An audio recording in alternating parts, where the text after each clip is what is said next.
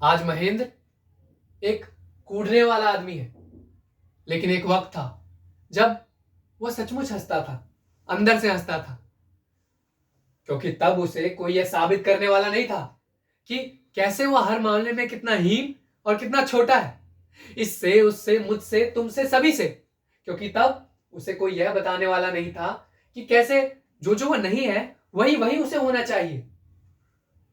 मैंने देखा है मैंने देखा है कि जिस मुट्ठी में तुम कितना कुछ भर लेना चाहती थी, उसमें जो तुम्हारे पास था वह भी धीरे धीरे तुम्हारे हाथों से फिसलता चला गया। तुम्हारे मन में हमेशा एक डर बना रहा, जिसकी वजह से तुमने कभी घर का दामन थामा तो कभी बाहर का। लेकिन वह डर दहशत में तब बदल गया जब तुम्हें एक बहुत बड़ा झटका खाना पड़ा, अपनी आखिरी कोशिश में। मनोज मनोज का बड़ा नाम था।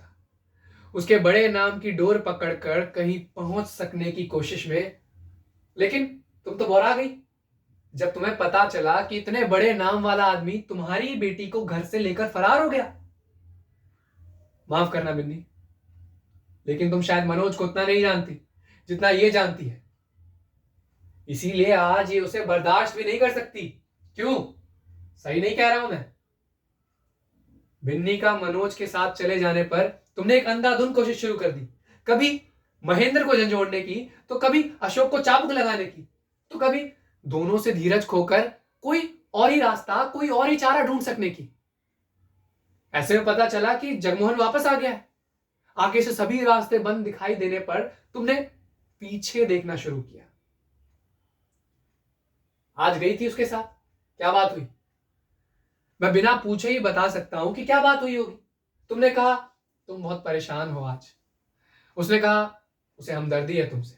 तुमने कहा अब जो भी हो तुम इस घर से छुटकारा पा लेना चाहती हो। उसने कहा काश इस नतीजे पर तुम कुछ साल पहले पहुंच जाती। तुमने कहा जो तब नहीं हो पाया वो अब तो हो ही सकता है।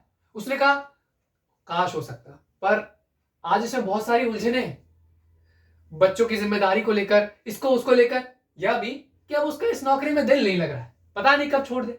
इसलिए अपने आप को लेकर भी उसका कुछ तय नहीं है इस समय। तुम गुमसुम सी उसे सुनती रही, रुमाल से अपने आंसू पोंछते रही। फिर उसने कहा कि घर जाने का वक्त हो गया है, तुम्हें वापस लौट जाना चाहिए। तुम चुपचाप उसकी गाड़ी में बैठ गई। लौटते वक्त शायद उसने यह भी कहा कि अगर तुम्हें रुपए पैसे की जरूरत है तो उसका इंतजाम भी कर सकता है। मैं जगमोहन के साथ तुम्हारी हुई बातचीत का सही सही अंदाजा इसे लगा सकता हूं, क्योंकि उसकी जगह अगर मैं होता तो मैं भी तुमसे यही सब कहता। उसने कल परसों तुम्हें फोन करने का कहकर तुम्हें घर के बाहर छोड़ दिया। तुम दिल में घुटन लेकर दहलीज के अंदर आई और आते ही तुमने बच्ची को पीट दिया। जाते समय एक पूरी जिंदगी दिखाई दे रही थी, पर आते समय का कुल हासिल गिजगिजे हाथों का पसीना और कुछ नहीं। फिर भी तुम्हें लगता है कि तुम चुनाव कर सकती हो? सामने से हटाकर पीछे, दाएं से हटाकर बाएं, इस कोने से उस कोने तक। क्या कोई चुनाव नजर आया है तुम्हें? बोलो, क्या कोई चुनाव नजर आया है?